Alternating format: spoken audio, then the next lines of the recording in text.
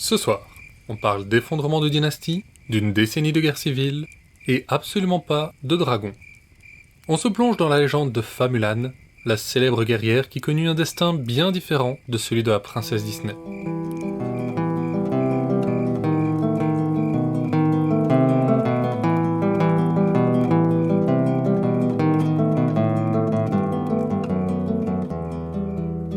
Vous écoutez Contes des Soirs Perdus, l'émission qui vous fait découvrir les contes et mythes que vous ne connaissiez pas encore, et vous replonge dans ceux que vous aviez peut-être oubliés.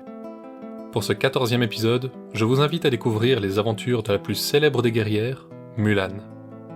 L'histoire de Mulan est plutôt une légende, celle d'une fille courageuse qui sacrifia tout par dévotion envers son père et sa famille. La tradition chinoise se l'est réappropriée à de nombreuses reprises, et la version que je vais vous raconter date du XVIIe siècle. Près d'un millénaire auparavant, la brève dynastie des Sui s'effondre, laissant derrière elle un empire en ruine. Très vite, apparaissent des luttes intestines qui mènent à la création de nombreux royaumes indépendants. Mais un aristocrate s'éleva au-dessus des autres pour unifier la Chine à nouveau. Son nom était Li Yuan, et il deviendrait le premier empereur de la dynastie des Tang.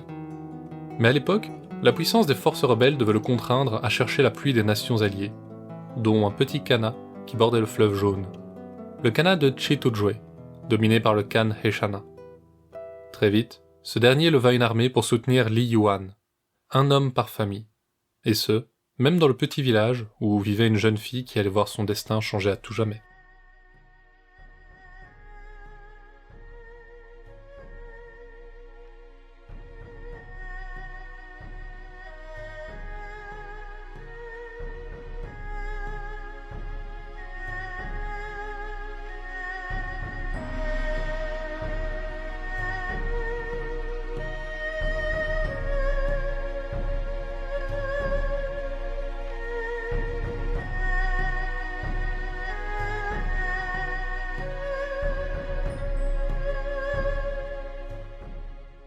Eh bien, chère sœur, tu m'as l'air distraite.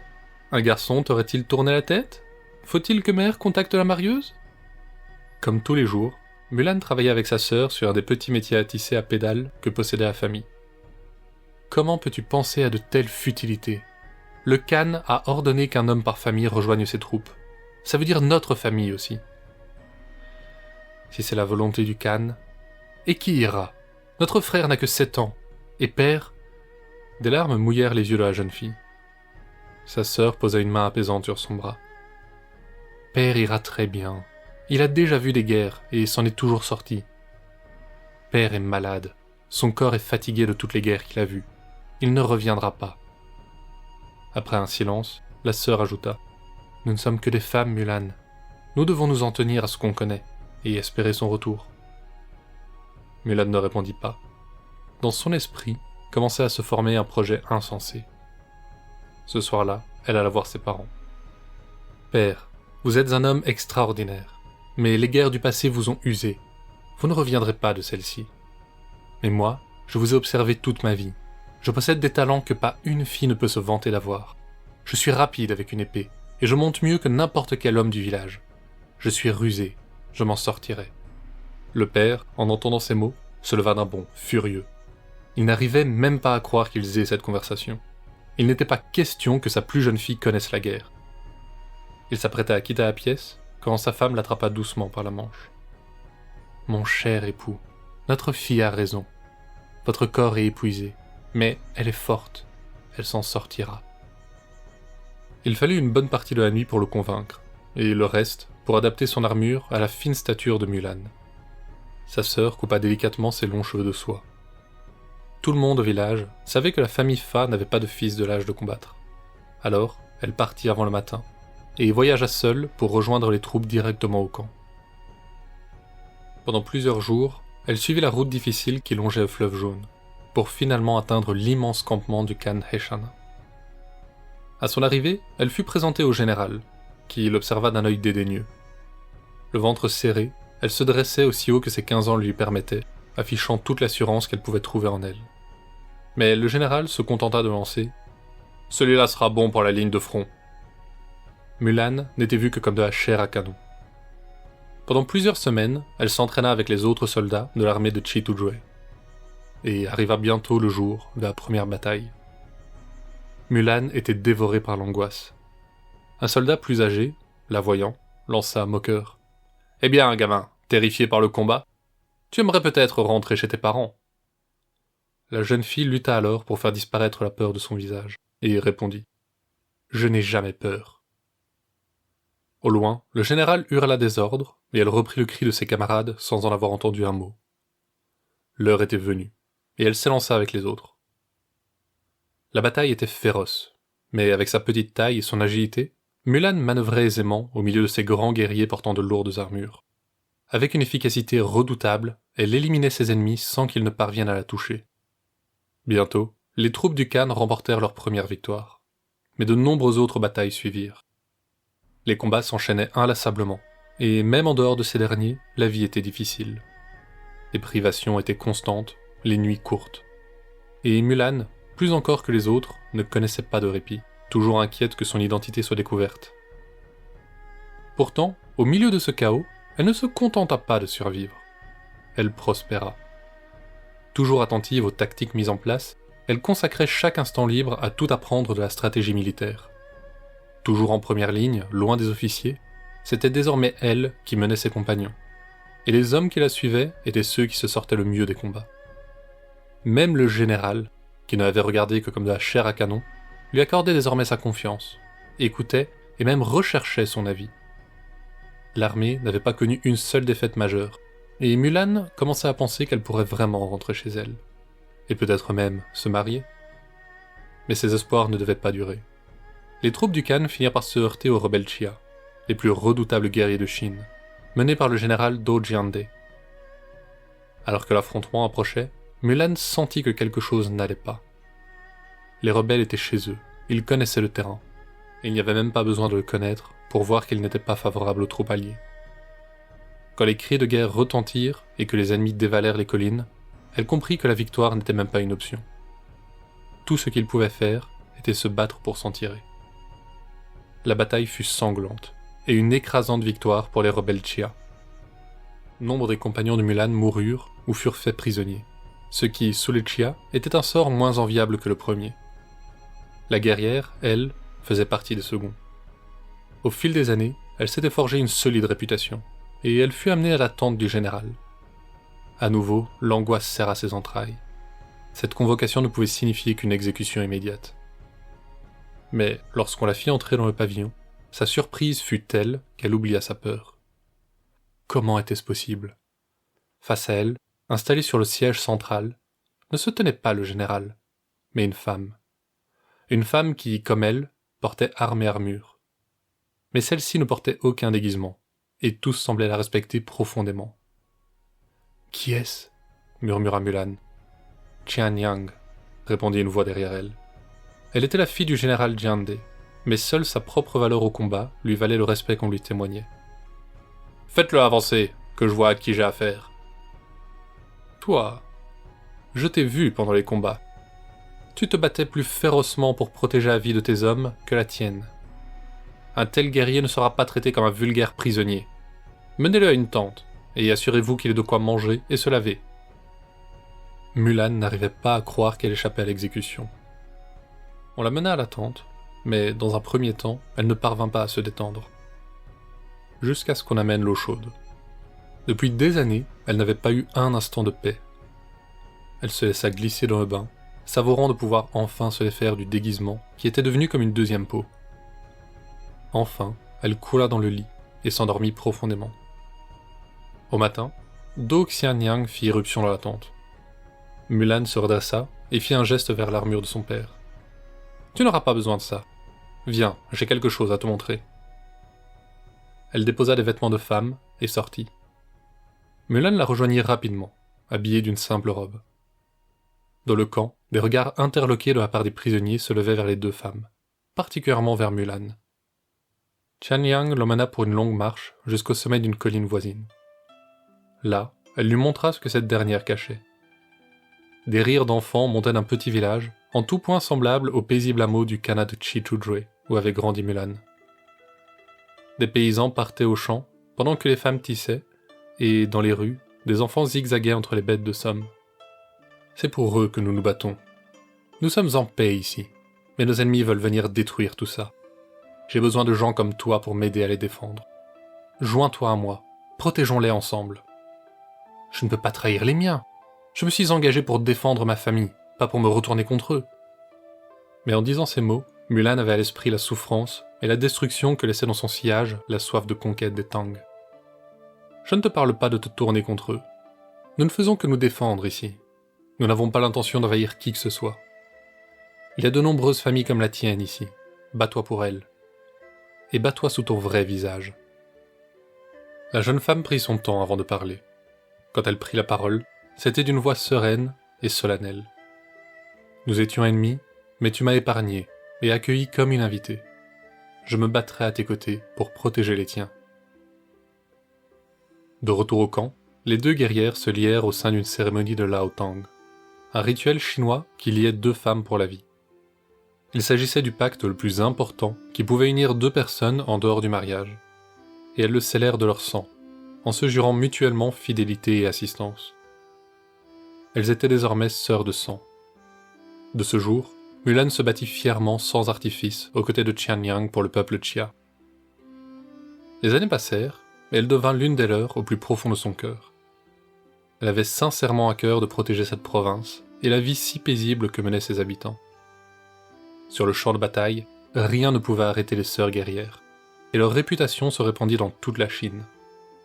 Victoire après victoire, les rebelles Xia tenaient toujours éloigné les armées ennemies de leurs terres. Mais la nouvelle liberté de Mulan fut de courte durée. Un à un, les royaumes rebelles tombaient, et les troupes vaincues venaient grossir les forces impériales. Malgré toutes les batailles remportées, il n'y avait pas de victoire possible face aux Tang. Finalement, le général Do dut déposer les armes. À nouveau, Mulan fut faite prisonnière. La guerre toucha à son terme, et Li Yuan avait rejoint sa capitale, laissant ses généraux s'occuper des dernières poches de résistance. En tant que femme guerrière, Qianyang et Mulan furent amenées à la capitale comme curiosité. La ville émerveilla la jeune femme. Tout n'y était que luxe et loisirs. Dans les rues, les parfums qui s'échappaient des restaurants l'enivraient, et elle était subjuguée par la taille des maisons de pierre et de bois qui l'entouraient. Dans les rues, les parfums qui s'échappaient des restaurants l'enivraient, et elle était subjuguée par la taille des maisons de pierre et de bois qui l'entouraient. Elle pénétrait dans un monde si éloigné des maisons de terre et de bambou de son village natal, à Chituzhou. On les escorta jusqu'au palais impérial. Elles étaient les invitées personnelles de la mère de l'empereur, qui était ravie de pouvoir exposer de si rares spécimens à ses invités. Dans l'ensemble, les deux femmes étaient bien traitées, et la vie au palais était confortable. Mais ce traitement de faveur n'était réservé qu'à elles, et après quelques jours, elles apprirent que le général Do Jiande allait être exécuté. Qianyang était effondré, mais Mulan posa une main assurée sur son bras. « J'ai rejoint l'armée pour protéger mon père. Je ne te laisserai pas perdre le tien. » Ensemble, elles demandèrent alors à être reçues par l'impératrice, mais lui offrirent leur vie en échange de celle du général. « Votre Altesse, nous vous implorons d'épargner le général Do Jiande. À la place, prenez nos vies à toutes les deux. » Elles dirent ces mots d'une seule voix, et pour montrer leur sérieux, elles avancèrent vers l'impératrice à genoux, un couteau dans la bouche. La mère de l'empereur fut profondément émue et impressionnée par cette démonstration de piété filiale. Elle croyait elle-même que la dévotion envers la famille était la chose la plus importante au monde. Elle se tourna alors vers Mulan. « On raconte que tu t'es engagé dans l'armée en te faisant passer pour un homme, à 15 ans seulement, pour protéger la vie de ton père. Est-ce vrai ?»« Oui, Votre Altesse, » répondit Mulan humblement. « Je ne condamnerai pas à mort des personnes aussi extraordinaires. Vous êtes la fine fleur du peuple chinois. Le général Do Jiande sera autorisé à finir sa vie comme moine dans l'un de nos monastères. Et à toi, femme Mulan, je t'offre la liberté dans la capitale. Tu pourras y faire venir ta famille et y vivre comme une invitée du palais. » Le soir même, l'impératrice et sa sœur d'armes s'assurèrent qu'elle avait le meilleur cheval des écuries impériales et assez de provisions pour rejoindre le Khanat de Chituzhou. Des larmes plein les yeux, les sœurs se firent leurs adieux, se promettant de bientôt se retrouver. Aucune des deux n'imagina alors que ces retrouvailles ne devaient jamais être. Après toutes ces années, elle retrouva le fleuve jaune qui avait guidé ses premiers pas il y avait maintenant 12 ans. La route ne lui semblait plus si difficile désormais. Une joie tranquille et lasse l'enveloppait. Elle avait réussi. Elle n'avait pas seulement protégé sa famille, elle revenait en vie à la maison. Mais elle sentait aussi au fond d'elle une certaine appréhension. Elle était trop vieille pour espérer se marier. Elle devrait compter sur sa famille pour connaître ce qu'elle pourrait appeler un foyer. Finalement, elle atteignit son village natal. Les bruits et les odeurs familières la frappèrent de plein fouet. Tout était exactement comme dans son souvenir. Tout, sauf elle. Personne, dans les petites rues de terre battue, ne reconnut la fière cavalière qui menait son étalon droit vers la maison des Fas. Ou plutôt, vers ce qui avait été la maison des Fas. Quand Mulan passa la porte de son foyer, elle vit qu'une autre famille vivait là. Paniquée, elle se précipita vers ces gens et les supplia de lui dire ce qui était arrivé à la famille qui vivait là autrefois. Vint alors la nouvelle qui l'acheva. Son père avait succombé à la maladie, bien des années auparavant, lorsqu'elle combattait encore pour le Khan Heshana. Sa mère s'était remariée, sa sœur avait trouvé un piètre parti dans la province voisine, et son petit frère s'était fait pêcheur. Il vivait à présent sur la côte sud. Tout ce temps passé sans nouvelles avait laissé la famille de Mulan penser qu'elle était morte. D'un coup, les sons et les odeurs s'effacèrent. Elle était en terre étrangère. Ne sachant pas où aller, elle prit une chambre dans l'auberge du village pour se reposer. Mais dans les rues, la nouvelle se répandit rapidement, jusqu'à arriver aux oreilles du Khan, qui en fut ravi.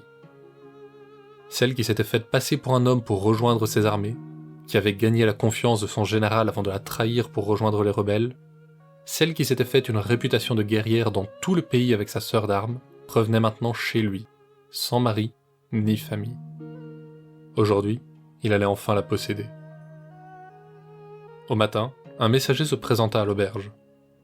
La jeune femme avait pour ordre de se présenter le jour même au palais du Khan pour y devenir sa concubine. C'en était trop pour Mulan. Après tout ce qu'elle avait enduré, elle n'était plus qu'un objet qu'on pouvait s'offrir. Elle laissa une courte lettre au messager et s'en alla. Pendant 12 ans, je me suis battue. Pour ma famille, pour mon père, j'ai sacrifié tout ce que j'avais. Je n'aspire plus maintenant qu'à le rejoindre en paix. Pour la dernière fois, elle rejoignit le fleuve jaune qu'elle avait guidé toute sa vie. Sur ses berges, elle s'agenouilla et sortit l'épée de son père.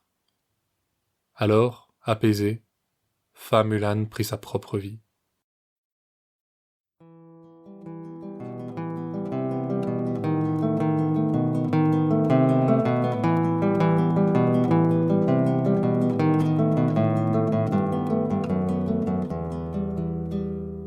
La guerre n'est jamais tendre pour ceux qui vivaient là où elle éclate. Si on pense souvent aux civils, obligés de quitter leur terre natale, qu'en est-il de ceux qui ne peuvent pas bouger? Ceux qui sont enracinés sur place. C'est le cas de Joboko, un yokai japonais. Ces arbres voient souvent le jour sur les champs de bataille. En effet, n'importe quel arbre peut devenir un Joboko. Il suffit qu'il ait à boire une grande quantité de sang. Une fois qu'il y a goûté, il ne s'en lasse plus, et même des années après que les guerres soient terminées, le Joboko cherche à étancher sa soif. Avec ses racines, il agrippe la cheville d'un passant, et ne le lâche que quand il l'a vidé de son sang. On raconte qu'un jour, un paysan ayant acheté une ferme voulut abattre un arbre énorme qui empêchait les cultures de pousser dans son ombre. Quand il porta le premier coup de hache, un flot de sang jaillit de son tronc, et continua à couler jusqu'à ce que l'arbre tombe.